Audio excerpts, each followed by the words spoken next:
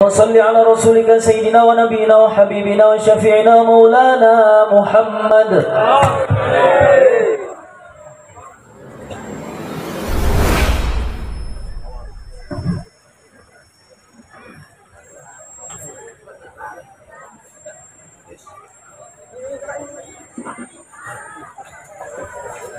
Assalamualaikum warahmatullahi wabarakatuh.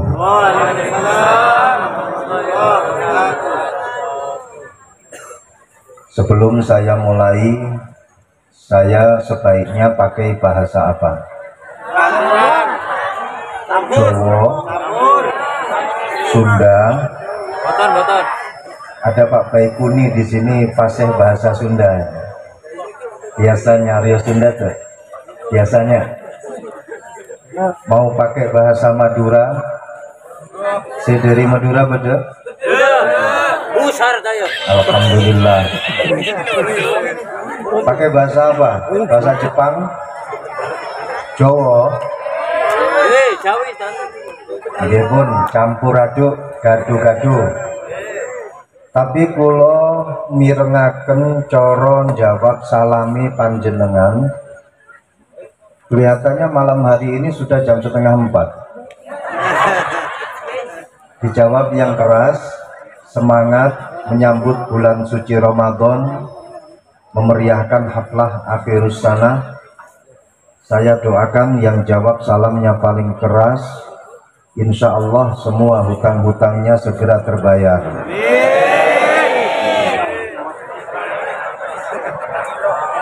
Saya doakan yang jawab salamnya paling keras, yang belum punya jodoh segera mendapatkan jodoh.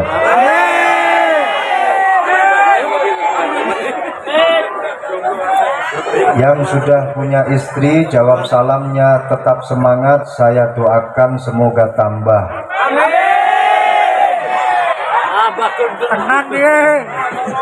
Tambah Bu. Maksud saya semoga tambah istiqomah, keluarganya tambah sakinah, mawaddah, rahmah, rezekinya tambah sawah, tambah tanah, tambah rumah, tambah mama.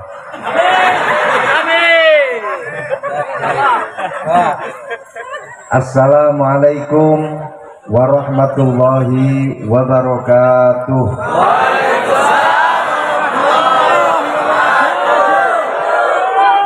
Wah, itu yang paling pojok tadi, depan sendiri, paling keras sendiri, kelihatannya mau tambah mama. Bismillah, alhamdulillah, wassalatu wassalamu ala rasulillah wa ala alihi wa sahbihi wa mawala. Allahumma syrah li sadri wa yassir li amri wahlul 'uqdatam min lisani yafqahu qawli, amma ba'du. Hadratal muhtaramin ulama anal a'izza, para kiai, para alim ulama, para sesepuh, para bini sepuh, wabil khusus kepada khadimi hadzal ma'had, panjenenganipun Romo Kiai Haji Syamsul Arifin dan segenap keluarga besar Pondok Pesantren Al-Falah cabang Lirboyo. Semoga beliau-beliau semuanya diberikan kesehatan, keselamatan, kemudahan di setiap urusannya. Yang kita muliakan bersama beliau Bapak Ahmad Adrian dari Biro Kesra Pemprov Kalimantan Timur. Matur suwun, terima kasih atas rawuhnya. Semoga kerawuhan panjenengan dapat memberikan berkah dan juga tambahnya rizki yang melimpah untuk Pondok Pesantren Al-Falah Lirboyo. Amin. Bapak Kepala Kementerian Agama Kota Samarinda, Bapak Kiai Haji Baikuni, asli dari Indramayu. Semoga beliau diberikan umur panjang, sehat walafiat.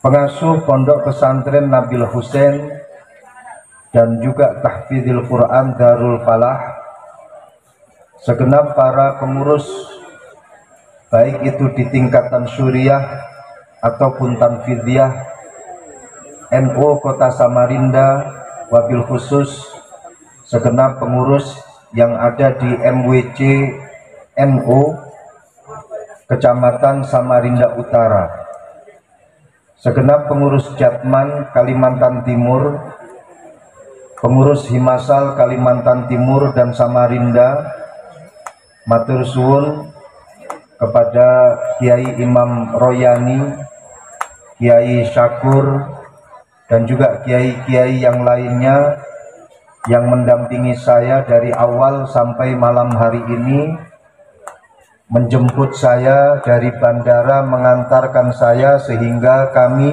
beserta dengan rombongan bisa bersilaturahmi bersama dengan panjenengan semuanya. Pengurus Hiwari atau Himpunan Wali Santri Lirboyo asal Kalimantan Timur, para tamu undangan, para kiai yang kalau saya sebut namanya satu persatu ini sampai subuh ini nanti akan mengabsen nama-nama tamu undangan. Para hadirin hadirat wabil khusus kepada para santri-santri yang dimuliakan Allah Subhanahu wa Ta'ala. Alhamdulillah, puji syukur kehadirat Allah Subhanahu wa Ta'ala. Dalam kesempatan malam hari ini perkenankan saya untuk menyampaikan salam takzim dari segenap keluarga besar Pondok Pesantren Lirboyo Kota Kediri, Jawa Timur. Beliau pengasuh Pondok Pesantren Lirboyo panjenenganipun Kiai Haji Muhammad Anwar Mansur, panjenenganipun Kiai Haji Abdullah Kafa Bihi Mahrus, beliau panjenenganipun Kiai Haji Hasan Syukri Zamzami Mahrus, Kiai Haji An'im Falahuddin Mahrus, dan segenap keluarga besar Pondok Pesantren Lirboyo. Salam sungkem, salam takzim untuk panjenengan semuanya. Saya ini hanya sebagai khodam, saya ini hanya sebagai pelatin di lingkungan Pondok Pesantren Lirboyo. Pengasuh Pondok Pesantren Lirboyo adalah Kiai Haji Muhammad Anwar Mansur. Semoga semua keluarga Pondok Pesantren Lirboyo selalu diberikan kesehatan, umur panjang, keselamatan, kemudahan di segala urusannya. Amin ya Rabbal Alamin. Yang kedua kalinya saya mengucapkan selamat kepada Pondok Pesantren Al-Falah cabang Lirboyo yang kali ini alhamdulillah menghelat satu perhelatan akbar, haul haflah akhirus sanah, haflah yang ke-12, serta menghauli para masyayikh dan para muassis Pondok Pesantren Lirboyo, dan tentunya menghauli para sesepuh-sesepuh kita. Semoga acara ini mampu memberikan keberkahan untuk kita semuanya. Amin ya Rabbal Alamin. Yang ketiga kalinya saya sampaikan ucapan selamat kepada para wali santri dan khususnya kepada para santri-santri yang malam hari ini diwisuda.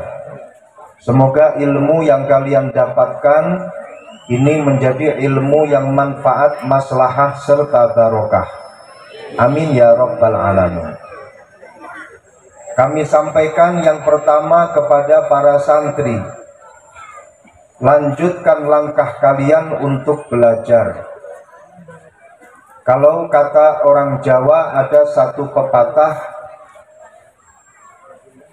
manuk doro, cucuke kuning, mantun diwisuda, ayo ndang belajar maning. Manuk doro, cucuke ijo, mantun diwisuda, ojo kesusu golek bojo. Para santri setelah diwisuda jangan tergesa-gesa untuk mencari istri, untuk mencari pasangan. Tapi yakinlah dengan ilmu yang kalian miliki, pasangan kalian pasti akan datang dengan sendirinya. Amin ya rabbal alamin. Kalian harus yakin para santri tentang keutamaan ilmu yang kalian dapatkan. Satu kaidah di dalam bahasa Arab mengatakan kullu syai'in qad syarafa bima humil. Segala sesuatu yang ada di dunia ini bisa menjadi mulia karena ada sesuatu yang mulia yang menempel pada dirinya. Sesuatu yang ada di dunia ini semuanya serba biasa-biasa saja. Tapi karena ada sesuatu yang mulia yang menempel pada dirinya, sehingga sesuatu tersebut ikut menjadi mulia. Saya ilustrasikan, ketika seorang laki-laki wajah tidak tampan-tampan banget, biasa. Tapi kalau dia berada di balik setir mobil Lexus atau Mercedes-Benz, maka saya yakin semua perempuan matanya pasti melirik kepada dirinya. Betul? Betul? Walaupun toh mobil itu milik juragannya.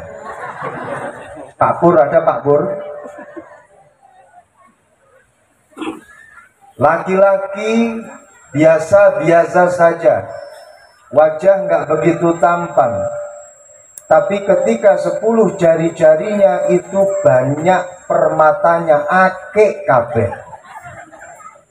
Yakin semua perempuan dan bahkan semua manusia matanya pasti akan tertegun kepada dirinya. Minimal di dalam hatinya bertanya-tanya, ini dukun kumat kapan? Perempuan juga sama, Bu. Wajah biasa-biasa saja. Kalau dilihat dari sedotan nggak ada tampak cantiknya.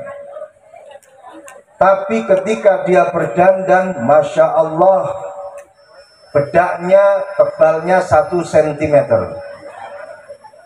Pakai merah-merah di pipinya, blush on. Nggak cuman pipi yang dimerah-merah, sampai jidat batuknya kebek abang kabeh. Pakai maskara, panjangnya 1,5 meter. Pakai lipstik gincu, nggak cuman bibirnya yang dilipstikin, tapi sampai pipi ke atas sampai ke mata semuanya penuh lipstik. Semua laki-laki pasti akan menoleh kepada perempuan tersebut. Minimal di dalam hatinya bertanya-tanya, ini perempuan atau ondel-ondel. Bukan karena hakikat dirinya, bukan karena dzatiyahnya, tapi perkara yang menempel pada dirinya, entah itu jabatannya, entah itu kekayaannya, entah itu pakaiannya, entah itu cara berdandannya, dan lain sebagainya, sehingga dia ikut mulia, sehingga dia ikut luar biasa, sehingga dia ikut wibawa. Sama seperti teman-teman Banser atau teman-teman Pagar Nusa, kelihatan gagah berani, kelihatan wibawa seperti ini, termasuk salah satu faktornya adalah mereka memakai seragam Banser. Ada alma mater Banser yang dia tanggung di pundaknya. Demikian juga teman-teman dari Pagar Nusa, mereka memiliki alma mater besar, yaitu Pagar Nusa. Sehingga inilah yang membuat mereka wibawa. Inilah yang membuat mereka gagah. Coba kalau teman-teman Banser saat ini copot pakaiannya di depan ibu-ibu, saya yakin ibu-ibu semuanya lari. Betul? Betul. Jadi gagahnya kalian ini karena ada alma mater besar yang ada di pundak kalian, yaitu Banser, yaitu Pagar Nusa. Terima kasih kepada Banser dan juga Pagar Nusa yang mulai awal sampai saat ini mengawal perjalanan saya, sampai detik ini juga mengawal pengajian ini.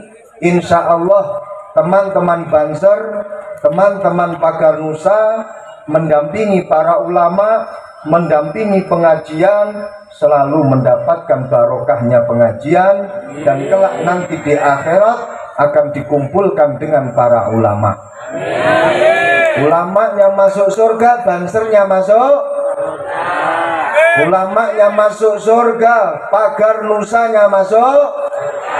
Makanya ibu-ibu, kalau panjenengan pengen punya menantu yang yakin masuk ke dalam surganya Allah, cari menantu dari Banser, cari menantu dari Pagar Nusa. Saya lihat beberapa wajah mereka ini masih dalam keadaan jumblu-jumblu fisabilillah. Loh, ini real, ini nyata. Kalian tahu Ashabul Kahfi punya anjing, akan tetapi anjingnya ini sebenarnya bukan miliknya Ashabul Kahfi. Anjing yang ikut dengan Ashabul Kahfi. Tidak ada satu tafsir yang mengatakan bahwa Ashabul Kahfi itu punya anjing. Tapi yang ada anjing yang namanya Kifmir itu ikut Ashabul Kahfi. Ashabul Kahfi ketika masuk ke dalam gua, bermunajat kepada Allah, taqarrub kepada Allah, anjingnya ikut tanpa diundang. Anjingnya ikut tanpa dikomando, masuk ke dalam gua. Mirip dengan Banser. Ketika ada acara pengajian, ketika ada acara haul, nggak diundang, yang datang satu kompi. Kalau diundang 10, yang datang 20. Banser. Sama dengan anjingnya Ashabul Kahfi. Anjingnya Ashabul Kahfi nungguin para ulama yang sedang bertakarrub kepada Allah sampai tertidur. Sampai tertidur itu para Ashabul Kahfi, kemudian anjingnya itu tetap setia menjaga. Sama dengan para Banser, di mana para ulama yang dijaga oleh Banser itu sedang mengaji, kadang Bansernya tertidur sambil menjaga. Terbalik. Minimal sama-sama dalam satu majelis. Dan satu riwayat mengatakan anjingnya Ashabul Kahfi ini nanti akan masuk bersama dengan para Ashabul Kahfi. Masuk kemana? Masuk ke dalam surganya Allah Subhanahu wa ta'ala. Sama seperti Banser menjaga para ulama, sama seperti Pagar Nusa menjaga para ulama. Fa insyaallah man sahiba salihan sa'ida bihi, man sahiba ulama sa'ida bihim. Barang siapa yang duduk bersama dengan para ulama, duduk bersama dengan orang-orang yang saleh, dia pasti akan berkumpul kelak nanti di akhirat dengan mereka. Amin ya rabbal alamin. Makanya sekali lagi, mau cari menantu yang diyakini masuk ke dalam surganya Allah, cari menantu dari Alhamdulillah. Bahkan satu anekdot mengatakan, kelak nanti ketika akan masuk surga, yang awalnya Banser itu mengawal ulama, semestinya ulama itu masuk surga terlebih dahulu. Bisa jadi Banser masuk terlebih dahulu. Kenapa? Karena sesuai dengan tradisi, kalau mau ada acara, mau transit di sebuah acara, Banser datang terlebih dahulu, alasannya mau cek lokasi. Nanti ketika akan masuk surga, yang semestinya ulama itu mau masuk surga terlebih dahulu, ulamanya dihadang oleh Banser, Kiai, berhenti dulu. Ada apa, Sir? Saya mau cek lokasi terlebih dahulu. Shallallahu alaihi Muhammad. Jadi segala sesuatu yang ada di dunia ini bisa menjadi mulia karena ada sesuatu yang mulia yang menempel pada dirinya. Kita ini dipromosikan, bahkan dideklarasikan di dalam Al-Quran, kuntum khaira ummatin ukhrijat linnas ta'muruna bil ma'ruf wa tanhauna 'anil munkar. Dikatakan kalian semuanya ini adalah khaira ummah, umat yang paling khair, umat yang paling bagus. Rupanya kayak gini, luar biasa, mendapatkan promosi yang agung dari Al-Quran. Dan bahkan Rasulullah Shallallahu Alaihi Wasallam mengatakan, atau kama qala Rasulullah, afdalul ummah ummati, umat yang paling mulia itu adalah umatku. Panjenengan ini dikatakan oleh Rasulullah sebagai umat yang paling mulia. Perahu panel koyok ngene dikatakan sebagai umat yang paling mulia. Luar biasa. Apakah karena dzatiyah panjenengan? Apakah karena pribadi panjenengan? Apakah karena diri panjenengan sendiri? Bukan karena dzatiyah kita. Kalau dzatiyah kita nggak ada apa-apanya bila dibandingkan dengan umat-umat sebelum umatnya Rasulullah Shallallahu Alaihi Wasallam. Kalian tahu yang namanya Sam'un di zaman Nabi Musa alaihi salam, umatnya Nabi Musa beribadah sampai 70 tahun tanpa cuti. Kita kalau dibandingkan dengan Sam'un tidak ada apa-apanya dari segala sisi. Bila dibandingkan dengan umat-umat sebelum umatnya Rasulullah, kita tidak ada apa-apanya. Tapi kenapa kita sampai dikatakan sebagai afdalul ummah, umat yang paling utama? Kenapa kita dikatakan sebagai khairul ummah, umat yang paling bagus? Karena kita menjadi umat Nabi yang paling mulia. Karena kita menjadi umat Nabi yang paling bagus. Siapa itu? Kita menjadi umatnya Rasulullah Sayyidina wa Maulana Muhammad Sallallahu Alaihi Wasallam. Sallu ala Muhammad. Ini alasannya, bukan karena dzatiyah kita. Putra putri panjenengan sama kemuliaan yang akan didapat oleh putra putri panjenengan. Ini bukan dzatiyahnya, bukan hakikat daripada putra putri panjenengan, tapi ada apa di balik itu semua? Karena ilmu yang mereka miliki.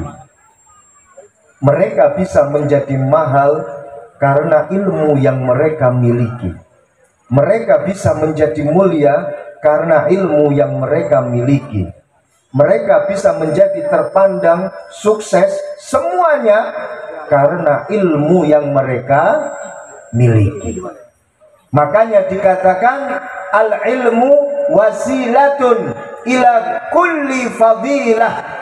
Ilmu itu adalah wasilah, ilmu itu adalah media, lantaran kemana? Lantaran untuk mendapatkan segala keutamaan. Man arodat dunya fa'alaihi bil. Barang siapa yang ingin dunia, maka kuncinya ada di Man aradal akhirah fa'alaihi bil. Barang siapa yang ingin bagus akhiratnya, maka kuncinya adalah di Man aradahuma fa'alaihi bil ilm.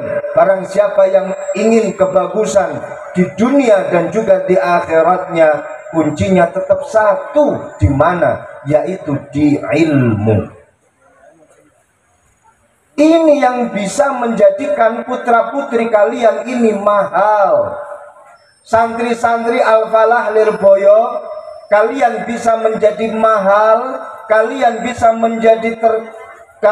menjadi terpandang, kalian bisa menjadi sukses. Jawabannya hanya satu.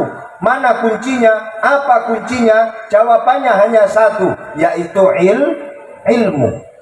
Ilmu itu perkara yang sangat unik di dunia. Tidak bisa dibarter, tidak bisa dibeli, dan juga tidak bisa digadai. Itu ilmu. Ilmu dikatakan sebagai sesuatu yang tidak bisa dibeli, karena walaupun berapa miliar uang yang kalian miliki, tapi kalau kalian tidak menggerakkan otak kalian, tidak menggerakkan badan kalian untuk mencari ilmu, maka tetap akan menjadi orang yang bodoh. Tidak ada yang namanya pinter gara-gara punya harta terus mampu membeli ilmu, kemudian dia langsung menjadi orang yang alim secara instan. Itu tidak ada. Uniknya ilmu berbeda dengan barang-barang yang ada di dunia. Dalam rumus ekonomi, barang itu kalau semakin banyak, maka pasti akan semakin murah. Sebaliknya, kalau barang itu semakin sedikit, maka harganya pasti akan mahal. Minyak semakin langka, harganya pasti akan semakin. Berapa harga minyak goreng sekarang? Masya Allah. Tapi kalau minyak itu melimpah, harganya bisa turun. Ilmu ini berbeda dengan barang yang ada di dunia.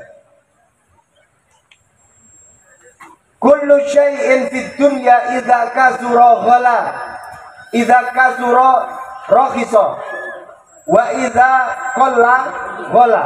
Segala sesuatu yang ada di dunia ini ketika banyak menumpuk, maka dia pasti akan menjadi murah. Tapi ketika sedikit, dia akan menjadi mahal. Kecuali satu, illal ilm, kecuali ilmu. Kullama qalla ghala, kullama qalla rakhisa, wa kullama kasura ghala. Kalau ilmu yang ada di dalam diri seseorang itu semakin sedikit, maka dia akan semakin murah harganya. Kalau ilmu yang ada di dalam dirinya itu semakin banyak, maka dia pasti akan menjadi lebih mahal. Makanya nggak usah khawatir para santri-santri Al-Falah cabang Lirboyo. Saya yakin ketika kalian sudah belajar di pondok pesantren, insya Allah pulang dari pondok pesantren, kalian akan menjadi lebih mahal bila dibandingkan dengan sebelum kalian mondok di pondok pesantren, khususnya pondok pesantren Al-Falah Lirboyo. Dulu sebelum mondok, kalian nembak anak tetangga nggak dapat, ditolak berkali-kali. Tapi yakinlah, setelah pulang dari pondok pesantren, semua tetangga pasti akan jejer berbaris antri untuk jadi menantu kalian. Amin ya robbal alamin. Nggak usah khawatir dengan ilmu yang kalian dapatkan di pondok pesantren. Insya Allah kalian akan berada di barisan depan. Saya selalu mengatakan begini, di segala acara, baik itu pengajian umum seminar, workshop bersama dengan siapa saja, dengan kalangan umum, dengan para santri, atau bahkan dengan para doktor dan profesor. Saya mengatakan, kalau kalian ingin melihat makhluknya Allah yang intelektual, nggak usah jauh-jauh. Kalian cukup datang ke pondok pesantren, kalian akan mendapatkan makhluk-makhluknya Allah, manusia-manusia yang intelektual. Siapa itu? Para santri. Para santri. Kenapa dikatakan seperti ini? Karena dari berbagai macam dictionary of intellectualism, yang namanya orang intelektual, syurutuha salasah, syarat-syaratnya itu ada 3. Intellectual person who engage in critical thinking, research, and reflection about society. Ini syarat-syaratnya orang yang intelektual. Intellectual person utawi wong kang den arani intelektual iku wong engage kang terlibat in critical thinking ing dalam pemikiran-pemikiran kang kritis, research lan penelitian utawa pengalaman, and reflection lan refleksi utawa penilaian about society ing sedaya permasalahan-permasalahan masyarakat. Jadi semuanya ini sudah ada di dalam diri seorang santri, Pak Adrian. Yang pertama, santri itu adalah orang yang memiliki pemikiran yang kritis. Santri itu kritis, cerdas. Coba panjenengan bayangkan bagaimana mereka bisa menghafalkan nazom jurumiyah, menghafalkan nazom imriti, menghafalkan nazom alfiyah. Alfiyah ada 1000 nazom, dihafalkan di dalam kepalanya. Cerdas. Salah satu faktor yang membuat manusia itu bisa cerdas itu karena kondisi dan situasinya. Kondisi mereka berada di pondok pesantren itu bisa menjadikan mereka cerdas. Salah satu faktor adalah orang bisa menjadi cerdas. Salah satu faktornya adalah dia hidup dalam keadaan yang terpepet, berada dalam keadaan kesempitan, sehingga mereka cerdas dalam mencari kesempatan dan survive atau untuk berusaha hidup lebih nyaman. Santri ini pernah melalui masa-masa yang sulit, masa-masa yang sempit, masa-masa susah. Contohnya adalah ketika kiriman dari rumah telat. Ini malam hari ini saya akan menyuarakan hati para santri. Mumpung Kiwari kumpul di majelis ini, makanya saya katakan, hormati putra-putri kalian ketika mereka berada di pondok pesantren. Mereka capek, otak mereka diperas, mereka berada dalam kesengsaraan hidup, tapi membawa kenikmatan hidup kelak nantinya. Amin ya robbal alamin. Tapi mbok ya oreganono, hargai mereka. Jangan malah kalian jadikan kesempatan, wahai para wali-walinya Allah yang jadi wali santri. Mumpung anak nang pondok, Bu, yuk gawe maneh.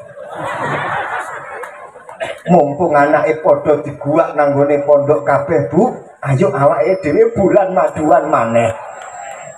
Ada wali santri yang seperti ini? Angkat tangan. Masya Allah, hargai mereka.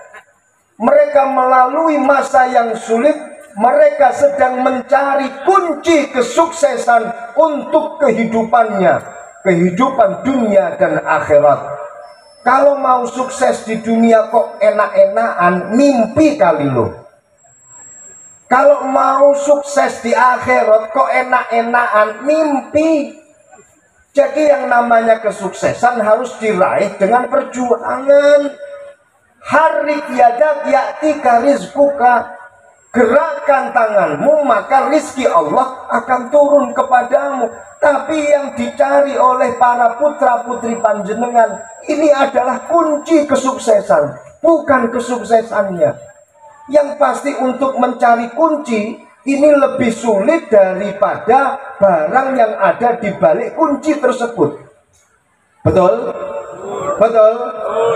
Antara kunci dan kesuksesannya lebih sulit mana? Mencari kuncinya atau kesuksesannya? Kuncinya. Kalau kuncinya sudah ketemu, kesuksesannya pasti akan norok buntek, muncan orang Madura. Pasti akan ikut. Kalau sudah ketemu kuncinya, kesuksesannya pasti akan ikut. Nah, mereka berdarah-darah, berkeringat-keringat, putra-putri panjenengan untuk mencari kunci kesuksesan hidupnya dan juga hidup keluarganya. Hargai mereka. Mencari kesuksesan, mencari rizki, mencari nafkah, mencari sedekah, ini lebih mudah bila dibandingkan dengan mencari kunci daripada perkara itu semua, yaitu mencari ilmu. Kenapa saya katakan semacam ini? Ya karena saya pernah mengalami dan sulitnya bukan main. Dan juga pernah mengalami ketika kiriman itu terlambat. Susahnya bukan main. Nah, ketika berada dalam posisi seperti ini, Bu, putra putri kalian dapat kiriman 1 juta semisal pada tanggal 1. Tanggal 3 uang yang dikirim dari rumah sisa 300.000. Kenapa? Karena untuk membayar hutang-hutang bulan kemarin. Kemudian sisanya itu dipakai diawet-awet untuk 7 hari ke depan. Sehingga 10 hari selesai sudah 1 juta habis. Masih ada 20 hari ke depan yang tersisa. Mereka tidak punya apa-apa. Mereka tidak pegang apa-apa. Gali lubang, tutup lubang. Tapi lama-kelamaan menggali lubang, malu sama yang punya lubang. Akhirnya pikirannya berjalan. Akhirnya pikirannya menjadi cerdas. Daripada aku nggak makan rumput tak gadekno jangan sop. Daripada aku nggak makan sendal jepit diiris-iris tipis jadi sayur kikil. Jangan dilihat dari situnya, tapi dilihat bagaimana mereka mengasah otaknya sehingga mereka bisa menjadi cerdas. Yang kedua, research. Seorang santri pasti memiliki pengalaman penelitian yang luar biasa. Saya juga pernah mengatakan dalam satu seminar multikulturalisme berbicara tentang Bhinneka Tunggal Ika, kalau mau melihat miniatur Bhinneka Tunggal Ika, nggak usah jauh-jauh, tinggal datang ke pondok pesantren, maka kalian akan melihat semua suku bangsa itu ada di dalam pondok pesantren, dari Sabang sampai Merauke. Yang dari Jawa ada di sini, santri dari Jawa ada Pak Kiai. Santri dari Banjar ada, santri dari Madura ada, santri dari Bugis ada, santri dari suku yang nggak jelas ada, semuanya ada, mulai yang jelas sampai yang tidak jelas. Mereka setiap hari bergaul, mereka setiap hari ini berinteraksi dengan segala macam bentuk interaksinya. Anyway, itu semuanya adalah pelajaran, pembelajaran untuk mereka. Sehingga ketika mereka keluar dari pondok pesantren, mereka sudah terbiasa dengan karakter-karakter orang-orang dari berbagai macam suku bangsa. Ketemu dengan teman yang dari Jawa, saya dulu di pondok pesantren sudah pernah punya teman dari Jawa. Ketemu dengan orang dari Madura seperti ini banyak di pondok pesantren saya. Jadinya nggak kaget, sehingga pondok pesantren ini adalah lembaga pendidikan yang mencetak kader-kader anti kagetan.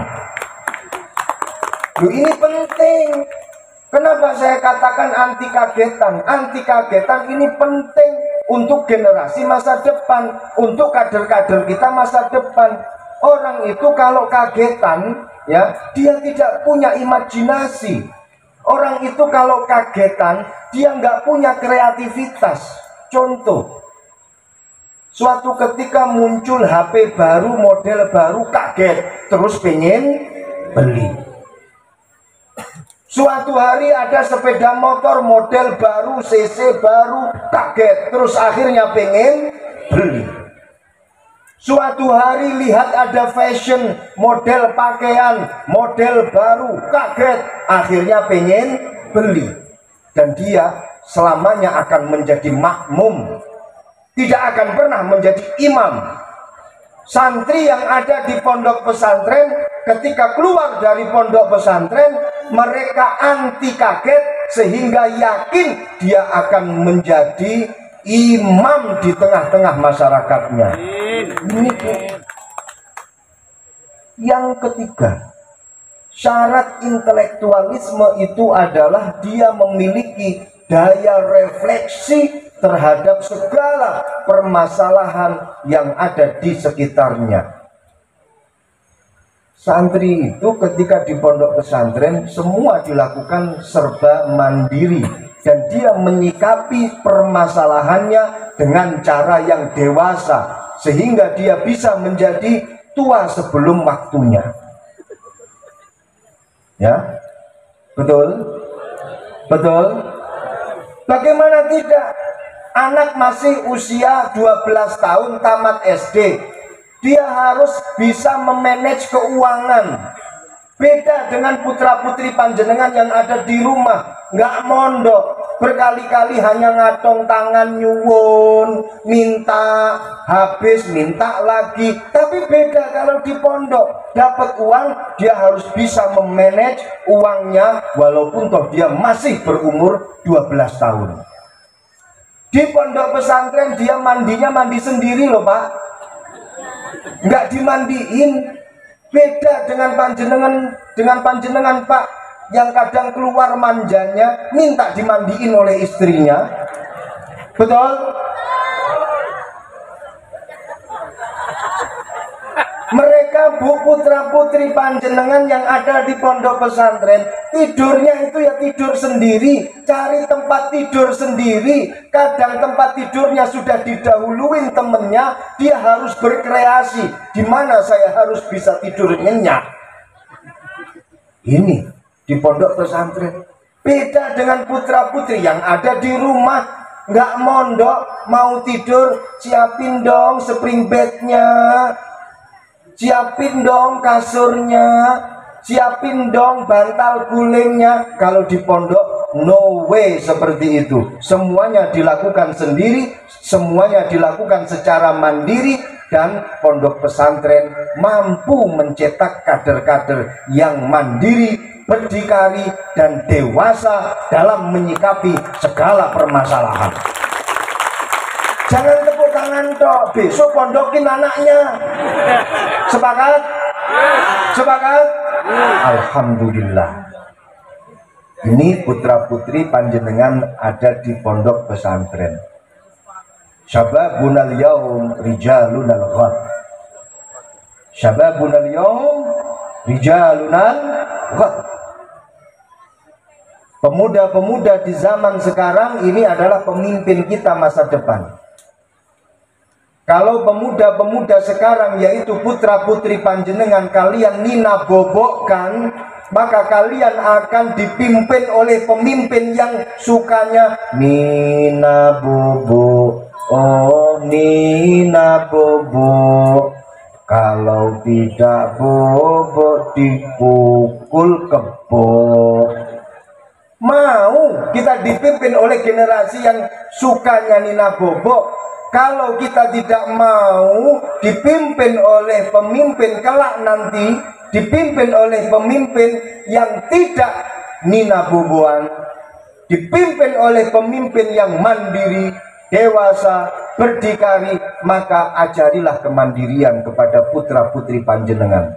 Siapkan putra-putri panjenengan untuk menjadi seorang pemimpin, pemimpin kalian, pemimpin umat di masa depan kita. Makanya di pondok pesantren itu kadang kita dapati pondok pesantren itu kamarnya kecil, santrinya banyak di dalam kamar. Dulu Mbah Kiai Ahmad Idris Marzuki, salah satu pengasuh pondok pesantren Lirboyo, pernah ditanya oleh seorang profesor yang tenanan, duduk profesor protolan pemuda Ansor, tanya kepada Kiai Idris Marzuki, Kiai, di Lirboyo ini satu kamar berapa orang santri yang menghuni? Dijawab oleh Kiai Idris, ada yang 30, ada yang 50. Kalau kamarnya luasnya berapa, Kiai? Luas kamarnya ini ada yang 3 kali 3, ada juga yang 5 kali 5. Bayangkan 5 kali 5 dihuni oleh 50 orang. Itu ditidurkan miring semuanya, nggak akan cukup kamar menampung 50 orang sambil tidur miring. Walaupun toh berdiri, itu pun juga tidak akan cukup. Kenapa semacam ini, Kiai? Profesor ini nggak nutut otaknya. Kok bisa kamar 5 kali 5 penghuninya 50 orang? Apa hikmahnya? Hikmahnya adalah santri itu kelak akan menjadi seorang pemimpin. Ketika dia berada di kamar, bertemu dengan banyak orang, dia secara otomatis akan mempelajari karakter orang-orang yang ada di kamar itu. Semakin banyak orang-orang yang ada di kamar itu, dia akan semakin banyak belajar tentang karakter manusia. Sehingga ketika mereka keluar dari pondok pesantren, mereka para santri akan siap untuk menjadi pemimpin yang tangguh. Ini rahasia kenapa pondok pesantren kamarnya ini kecil-kecil, atau kamarnya ini selalu kurang, atau kamarnya ini selalu dihuni dengan banyak orang. Tapi kalau pondok pesantren Al-Falah Lirboyo, insya Allah kamarnya besar, santrinya juga banyak. Amin ya robbal alamin. Makanya saya juga ikut mempromosikan ini tadi, investasi akhirat wakaf tanah. Panjenengan kalau mau ingin sumbangsih dan juga ingin membantu mencetak para pemimpin-pemimpin yang tangguh di masa depan, kalian harus ikut program ini. Insya Allah berkah dunia dan akhirat panjenengan. Amin ya robbal alamin. Jadi santri-santri di pondok pesantren pasti siap untuk menjadi seorang pemimpin. Saya berkali-kali tanya kepada calon-calon mertua, mertuanya para santri, bukan mertua saya loh ya. Saya tanya begini, Pak, Bu, sampean pengen menantu yang alim atau yang bodoh? Semuanya pasti menjawab pengen menantu yang alim. Kemudian dia bingung ketika saya tanya, Pak, Bu, sampean pengen menantu yang alim tapi akhlaknya jelek, atau yang akhlaknya bagus tapi nggak begitu alim? Bingung. Yang pasti pilihan yang ketiga yang dia pilih, saya ingin menantu yang alim dan akhlaknya bagus. Sama, saya pun juga seperti itu. Kuncinya untuk mendapatkan orang yang alim dan orang yang akhlaknya bagus, tiada lain, ini kuncinya ada di pondok pesantren.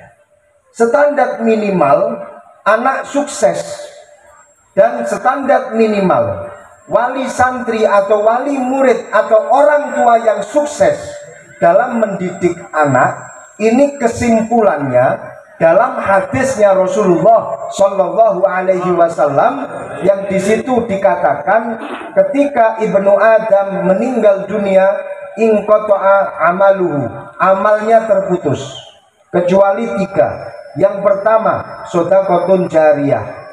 Ketika panjenengan bersedekah, sedekah jariyah, contoh untuk pondok pesantren, kemudian sedekah kalian ini dijadikan bangunan, dijadikan tanah, selama tanah itu masih ada, dipakai untuk para santri beribadah, walaupun toh panjenengan sudah meninggal dunia, pahalanya tetap akan mengalir kepada panjenengan. Ini namanya sedekah jariyah. Sehingga barang siapa yang bersedekah dengan 1 bata merah, yakin kelak nanti di akhirat dia akan dibangunkan oleh Allah istana yang besarnya sebesar batu bata merah.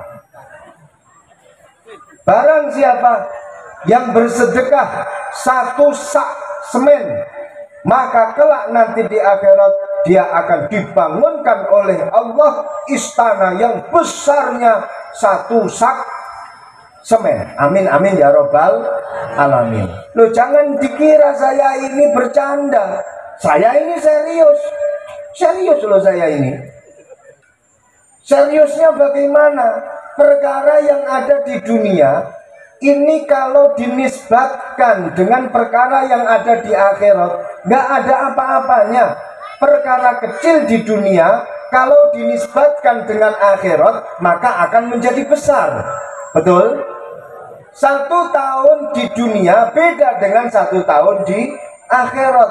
Sampai cantiknya perempuan di dunia beda dengan cantiknya bidadari di akhirat. Gantengnya laki-laki di dunia beda dengan gantengnya laki-laki di akhirat. Semuanya serba beda kalau sudah masuk wilayah akhirat. Pejabat-pejabatnya pun juga beda, pasti akan semakin bagus, semakin ganteng. Birokesra di dunia dengan birokesra di akhirat masih ganteng birokesra di akhirat. Insya Allah Pak Adrian nanti bersama dengan kita masuk ke dalam surganya Allah di akhirat bersama dengan kita. Amin ya robbal alamin. Jadi artinya bagaimana? Jangan merasa kecil diri, jangan merasa hina diri ketika akan menyumbangkan apapun untuk pondok pesantren, masjid, musola, tempat ibadah, atau apapun bentuk-bentuk positif lainnya. Sedikit tapi di akhirat akan menjadi besar. Tapi bukan berarti terus saya ini mengatakan kepada kalian, oh lek ngono nyumbangi titik air. Boten, saya tidak mengatakan kalau nyumbang berarti nanti dikit aja. Enggak, maksud saya adalah lawang sedikit aja bisa jadi luar biasa. Apalagi kalau luar biasa kelak nanti di akhirat akan menjadi luar biasa. Alhamdulillah. Yang pertama sedekahun jariyah. Yang kedua adalah ilmun yuntafa'u bihi, ilmu yang ada manfaatnya, dapat diambil manfaat. Panjenengan Pak Bu ketika bilang kepada putra putri panjenengan, kalau minum pakai tangan kanan, kalau minum sebelumnya baca bismillah. Jadi saya contohkan seperti ini, minum pakai tangan kanan, sebelum minum baca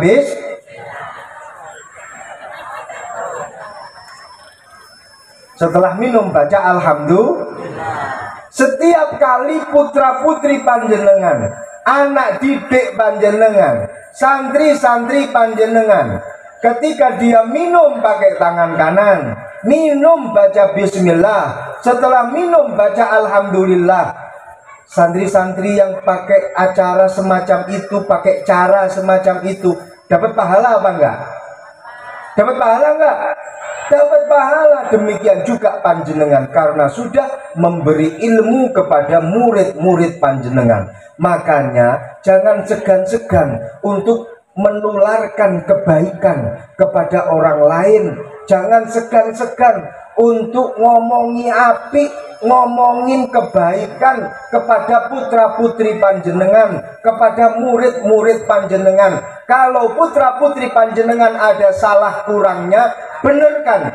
Itu nanti akan menjadi pelajaran yang manfaat untuk dirinya dan pahalanya akan mengalir kepada kita. Paham napa mboten? Bisa dipahami napa mboten? Saya ini matur kepada para wali santri, wali murid, kepada orang tua yang suka membiarkan anaknya. Ketika anaknya minum pakai tangan kiri, alah jar-jarno kesel aku ngomong awakmu lele. Ketika anaknya melakukan hal-hal yang tidak senonoh, hal-hal yang nyeleweng dari syariat, bapak ibunya ngomongnya capek aku ngomongin awakmu, wis karep-karepmu. Jangan. Itu adalah tanggung jawab kalian untuk mendidik putra-putri kalian. Itu adalah amanah untuk kalian. Yang ketiga, yang tidak akan putus walaupun toh kita sudah meninggal, itu adalah waladun solihun yad'u lahu. Dua hal ini, satu soleh, dua yad'u lahu, ini paket komplit dan nggak boleh dipisah-pisah. Kalian bisa menjadi orang tua yang sukses, standar minimalnya adalah mampu menjadikan putra-putri panjenengan menjadi putra-putri yang soleh dan mau mendoakan orang tua. Kalau cuma soleh toh, nggak mau mendoakan orang tua, belum sukses. Atau mau mendoakan orang tua tapi nggak soleh, lebih-lebih itu juga belum sukses. Banyak kita temukan di berbagai macam daerah, pasang spanduk, pasang plang, pasang banner, mampu mencetak generasi yang berwawasan luas, mampu mencetak putra-putri bangsa yang berwawasan intelektual, mampu mencetak putra-putri yang soleh dan lain sebagainya. Tetapi setelah mereka pulang dari lembaga tersebut, ketemu sama orang tuanya, bengkerengan, tarung, berdebat masalah doa itu sampai enggak ya kalau kita hadiahkan kepada orang yang sudah meninggal. Anaknya sudah terkontaminasi dengan pemikiran-pemikiran bahwasannya doa itu tidak sampai kepada orang yang sudah meninggal. Orang tuanya mati tidak didoakan oleh anaknya. Panjenengan pengen punya anak seperti ini, Bu? Pengen apa mboten? Boten. Demikian juga ketika panjenengan punya anak nggak soleh, nggak tahu ilmu agama, tapi mau mendoakan panjenengan, ini pun juga salah. Artinya anak panjenengan tidak disekolahkan, tidak dimadrasahkan, tidak diberi pengajian. Kemudian ketika panjenengan wafat, ketika panjenengan meninggal, anak panjenengan mau mendoakan kalian, tapi dia bingung caranya berdoa bagaimana. Tangan yang diangkat ini yang mana? Yang diwalik dimengkurep no ini yang mana? Yang dimelumah no ini yang mana? Melumah kali mengkurep niki bahasa Indonesia ini nopo? Sami mawon to nggih. Yang dimelumahkan itu yang mana? Dan yang dimengkurepkan itu yang mana? Bingung. Akhirnya ketika orang tuanya meninggal dunia, dia langsung angkat tangan doa kepada Allah, walaupun toh dia nggak tahu bagaimana caranya berdoa. Orang tuanya meninggal, apa yang dia sampaikan? Allahumma barik lana fima rozaqtana wa qina adzabannar. Kaya arepe ngemplok bapake dhewe. Disamakan dengan doa mau makan. Doanya benar, tapi cara peletakannya itu yang tidak pas. Demikian juga orang tuanya meninggal, dia bingung mau angkat tangan, apa yang dia baca. Akhirnya apapun pokoknya dia baca, ketemu buku doa, Allahumma jannibna syaitan wa jannibi syaitan mimma razaqtani. Mau kamu apakan orang tua kamu? Shallu ala Muhammad. Makanya menjadikan anak soleh dan mau mendoakan orang tua ini harga mati. Syarat panjenengan menjadi orang tua yang sukses. Kalau toh memang putra putri panjenengan kebetulan alhamdulillah ada yang jadi pejabat, ada yang jadi TNI, Polri dan lain sebagainya. Alhamdulillah, fadlum minallah, keutamaan dari Allah. Tapi dua ini tidak boleh lepas. Apapun profesi anak kalian, apapun jabatan yang akan dijabat oleh putra-putri kalian, putra-putri kalian harus menjadi putra-putri yang soleh dan mau mendoakan orang tua. Ini penting dan tempatnya tiada pilihan selain di pondok pesantren. Shallu ala Muhammad. Saya dulu pernah bercerita tentang hubungan antara doanya seorang anak dengan orang tuanya sendiri. Suatu ketika saya mau cerita kemawon. Suatu ketika saya dalam pengajian niku bercerita tentang azab kubur. Kula niki Bu cerita wonten teng setunggal pengajian tentang bagaimana hebatnya itu azab kubur. Di situ ada ularnya, ada kalajengkingnya. Di situ di dalam kuburan ukurannya tidak ada satu kapling, hanya 1 kali 2 meter. Nggak ada jendelanya, nggak ada pintunya, AC-nya juga nggak ada.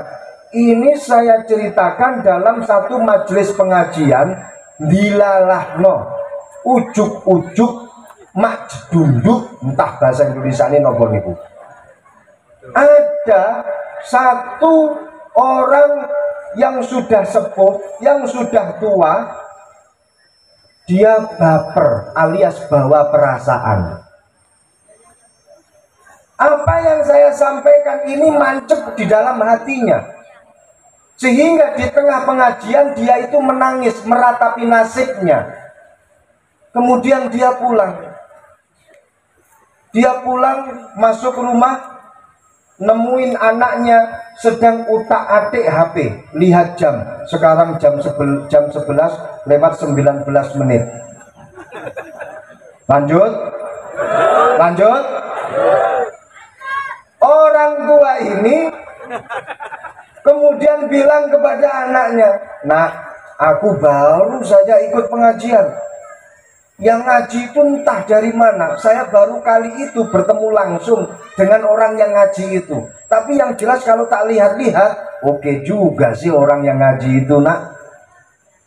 "Emang kenapa Pak yang ngaji Pak?" "Bilang apa dia?" "Katanya nanti kalau di kuburan itu nggak enak, Nak.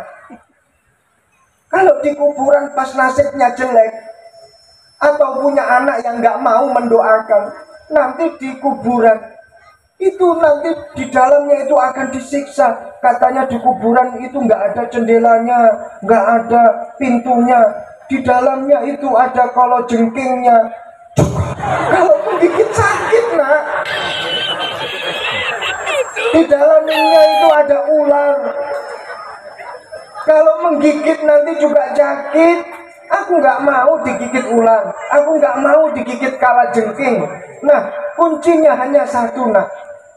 Aku pesan kepada kamu, kalau aku nanti mati, Nak, dongakno, wacano surat Yasin, wacano surat Al-Fatihah. Pesenku yo, Nak, tenan aku emoh dicopot ulo, aku emoh dicopot kalajengking. Ini sang anak utek-utek HP. 15 menit lagi lah kita selesai ya. Anak ini yang utek-utek HP, dia bilang kepada orang tuanya, memang dasar anak nggak pernah mondok, nggak pernah di madrasah, dia bilang begini, Pak, kayak panjenengan wis tuwek mati yo wayahe mati yo toh Pak. Kalau memang sudah waktunya mati ya mati. Bapaknya punya sakit jantung, jeduk, kaget. Anaknya bilang seperti itu, maka dalam hitungan beberapa menit ke depan, lihat para pemirsa, saksikan, kul fahuwa isdan. Mati orang tuanya itu. Anaknya ditinggal orang tuanya mati, tetap yang namanya ditinggal ya ditinggal, susah, bingung. Tapi ada satu hal yang membuat dia sangat-sangat bingung. Wasiat dari orang tuanya, suruh berdoa dan membacakan surat Yasin. Bagaimana caranya? Bagaimana caranya berdoa? Terus bagaimana caranya membaca surat Yasin? Dan surat ini aku kirimkan kemana? Bapak nggak ngasih tahu alamatnya. Saya pun juga nggak pernah ketemu sama Pak Yasin. Di mana Pak Yasin ini? Suratnya aku kirim kemana? Akhirnya, walaupun toh anak ini nakal, ada satu kecerdasan yang lebih. Dan memang anak itu kalau nakal, pasti ada sedikit kecerdasan yang dia miliki, yaitu kecerdasan sisi nakalisme. Dia apa mboten Bu?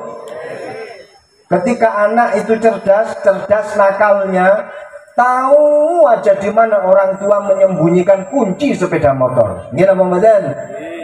Ketika anak itu punya kecerdasan, cerdas nakalnya, tahu aja kapan bapak sama ibunya itu sudah istirahat dan waktunya dia keluar dari rumah. Ini anak ini yang ditinggal oleh orang tuanya cerdas, dia punya solusi. Rasa khawatir Pak, ora usah khawatir, tak sangoni HP. HP dimasukkan di dalam kain kafannya. Berangkat Pak, berangkat. Nanti kalau ular datang, miss call Pak. Nanti kalau kala jengking datang, nggak usah khawatir, IG sudah saya taruh di dalam, Pacebook, Facebook juga sudah saya taruh di dalam, tinggal inbox, nggak usah khawatir. Ketika aku dengar ada miss call darimu Pak, tak keduk kuburanmu, akan aku tantang itu malaikat yang memukulimu. Berangkat Pak, ora usah khawatir. Ketika bapaknya sudah dimakamkan, satu hari dia lihat HP, alhamdulillah kurang 5 menit. Mana nggak ada miss call, mana nggak ada IG masuk, inbox masuk. Hari yang kedua juga sama, nggak ada WA, nggak ada SMS.